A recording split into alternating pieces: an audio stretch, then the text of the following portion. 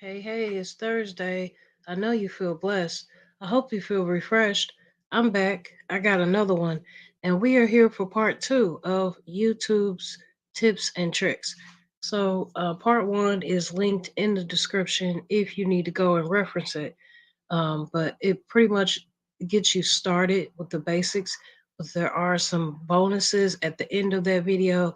So if you can stick around until the end of it, you'll be surprised by what you might learn.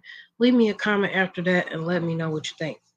So, also in that video, you're going to see things or hear about things as far as the equipment, the editing, and just a lot of different things. And I actually shared my screen too.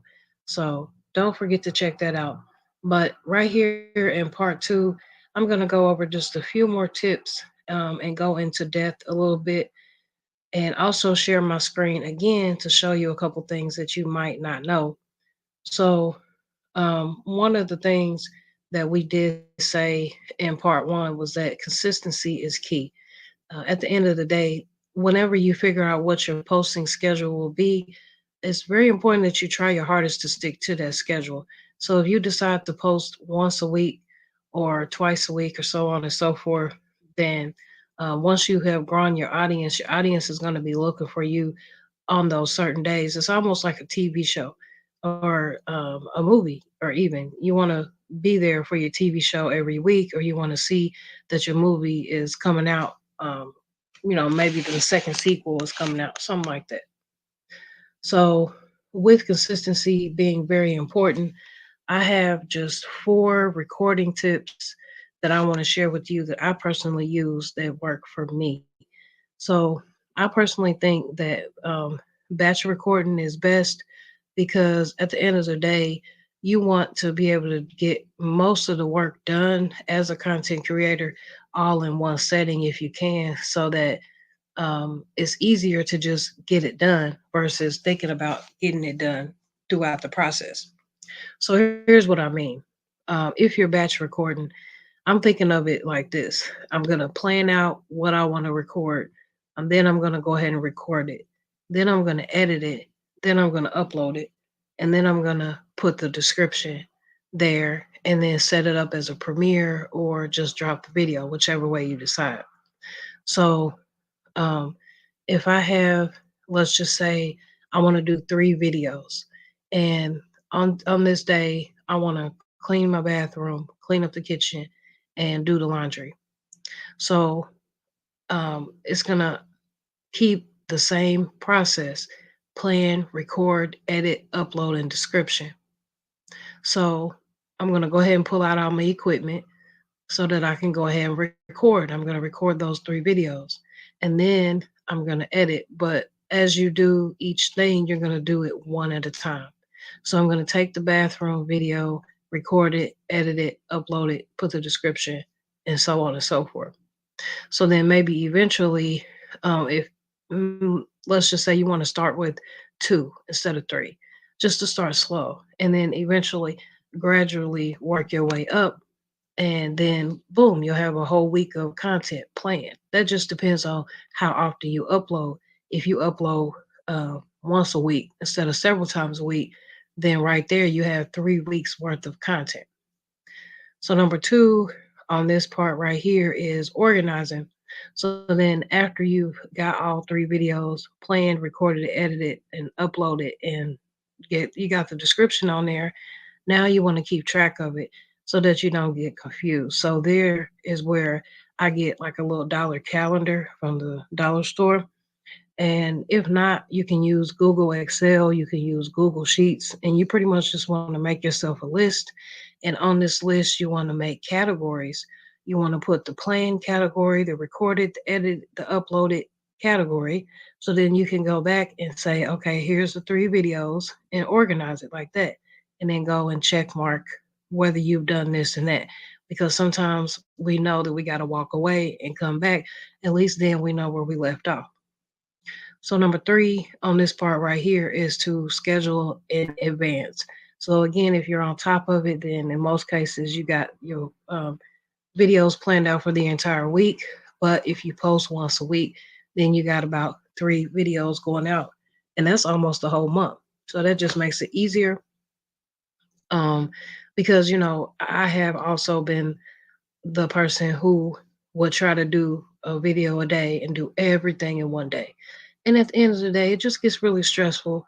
It could slow you down. It could slow everything else down that you got to do because we still have life outside of YouTube.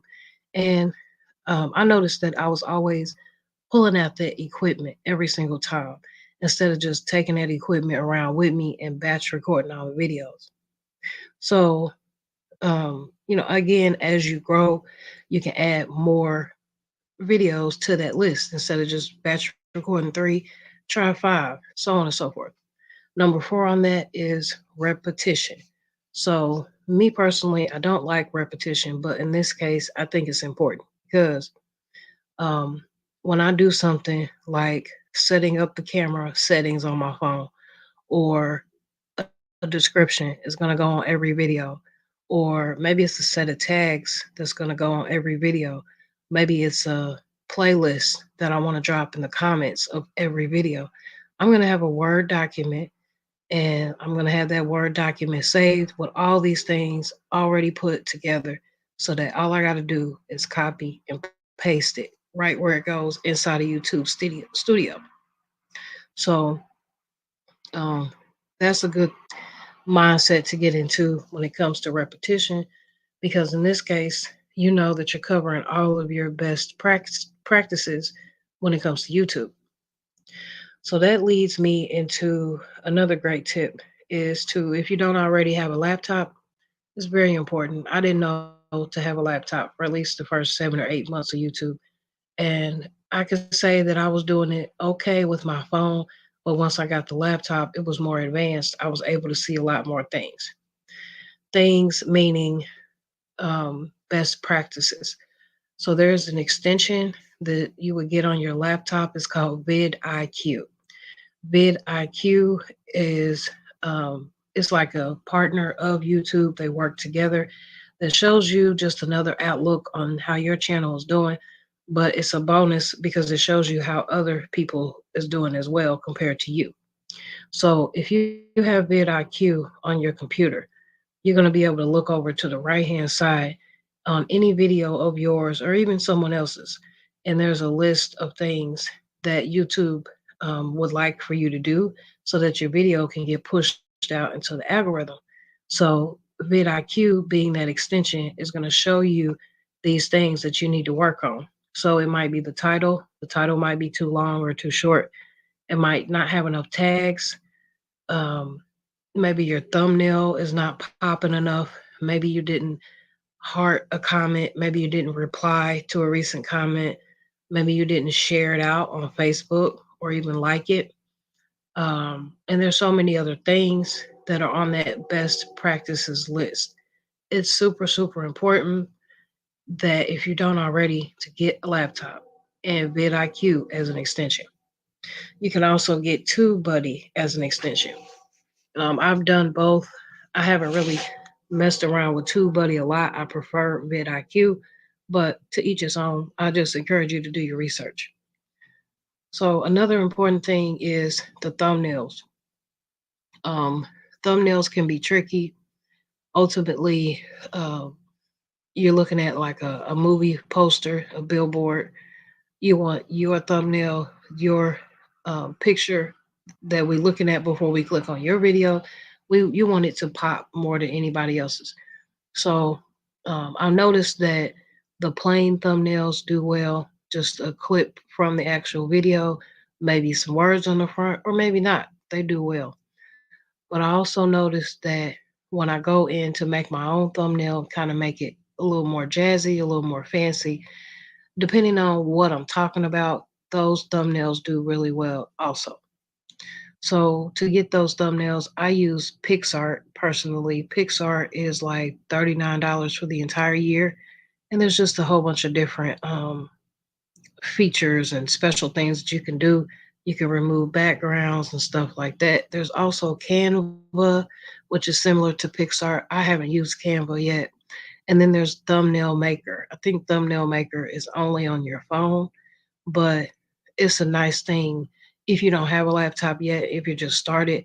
and you want to get your thumbnails to do something a little different, use Thumbnail Maker on your phone.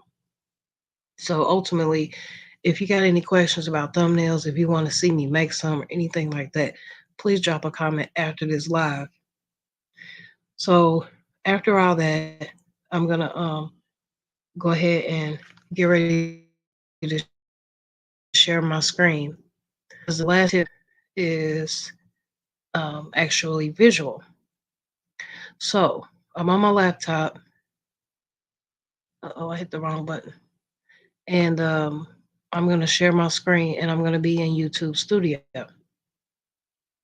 So in YouTube Studio, I thought it was very important to show you that you have a way to uh, not allow others to, I guess you could call it, make a meme of or mock you and things like that. They can't mock you as far as trying to make a short.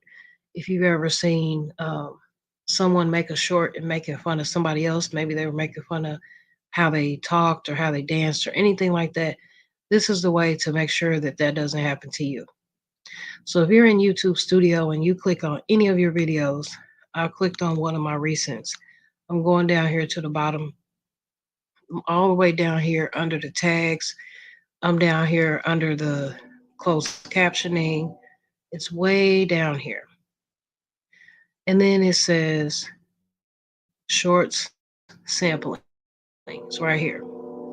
Right there it says allows people to create shorts using parts of this video. Turning this off will permanently delete all shorts sampling its content. Not all videos can opt out. So what I do every single time I upload as another one of those things of getting into rotation, organization, repetition, every single video, I'm trying to get it to go out into the algorithm the best way I can. I'm gonna come all the way down to the bottom. I'm gonna uncheck that so that other people are not allowed to sample my content, to make a short about me, to making fun of me, or even giving me praises. I just don't want that at all. So that's what you do. Don't forget to hit save after you uncheck that box. If you come down a little bit more, you also have the option to turn on your live chat replay. Some of us, um, I'm noticing that sometimes when people come back to watch a video, they're not always paying attention to the video. Oftentimes they get bored, they might click out. It might be me and my content, but I'm also noticing that it could be the chat. They could be looking at the chat replay. They could be paying more attention to what was going on over there or who was there versus the video itself. So I'm going to uncheck live chat replay, but that's how you would make that change right there. As you go further down, you'll see right here that you can choose whether you want it to be subscribers only or not.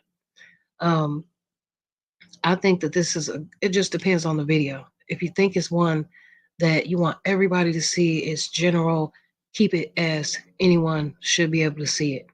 But if you want it to be more personable, if you want it to be more, maybe it's a giveaway or maybe it's a celebration, things like that, you want it to be subscribers only, come down here and just simply hit subscribers and it'll switch that. And then you just hit save. You can also change the mode if you want the chat to go slower. You can turn that on right here as well and hit save, and that's done. Now, you can also do this for situations where you schedule a live ahead of time. A lot of people like to see scheduled lives because then they can plan for it. They can put it on their calendar and try to be there versus if they had no idea that you were coming. Also, people love pop up lives too. So it could go either way. But if you schedule a live for the future, then these are some things that you can come down here and turn on or turn off before that live actually gets started. And, it's more personable. So hopefully this video helps you. It's about half. This video is about half as long as the other. Um, but this is part two. Let me know some things that you might want to see in the comments. Any other questions or anything like that, hit me up. Let me know what you think. So let's go ahead and get up out of here. Stay encouraged, stay humble, stay you. That's it. That's all. As always, remember, be true to yourself. Because if you can't be true to yourself, you can't be true to nobody else. Bye bye.